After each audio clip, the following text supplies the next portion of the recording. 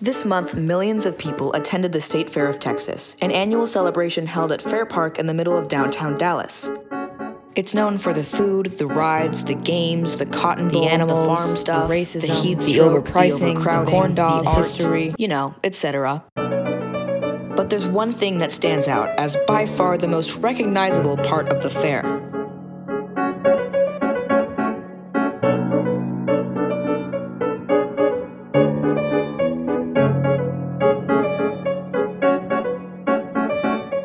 You may be surprised to learn that Big Tex IV actually started out as a giant Santa Claus statue outside of a shopping center in Cairns, Texas in 1949 to help revive a failing local economy after World War II. Colloquially known as the world's largest Santa and standing at 49 feet tall, he greeted shoppers outside the mall during the holiday season. The giant Santa was a popular attraction the first year it was installed, but in 1950 everyone just sorta stopped caring about it, and the popularity of the giant Santa fizzled out really quickly. At the same time this was happening, officials for the State Fair of Texas were searching for a mascot. So let's talk about the fair.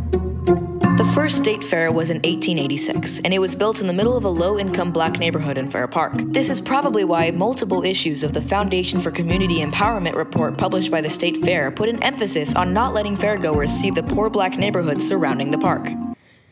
Okay, so maybe it's a little racist. Wow, so maybe it's a lot racist, but at least of course they abuse the animals. I can excuse racism, but I draw the line at animal cruelty. You can excuse racism. Okay, you know what? Let's put this aside and go back to the cowboy guy. The fair officials were searching for a mascot, and they eventually landed on this large-chested cowboy named Tex. Tex would be put on numerous signs and billboards to promote the fair with his iconic catchphrase, "She'll be a son of a gun in 51. What? Huh? I don't know what that means, but yeah, that was his catchphrase. For some reason, people didn't like this. I guess we'll never know why. So in 1951, the Cairns, Texas Chamber of Commerce decided to sell the world's biggest Santa Claus statue to the State Fair of Texas for $750, which is about $8,500 in today's money. The statue's skeleton was then converted into the Big Tex we know and love today. Kind of. You'll see what I mean. Before making his debut at the fair, they hired Dallas artist Jack Bridges to modify it into a cowboy, because I guess a Santa wouldn't make much sense.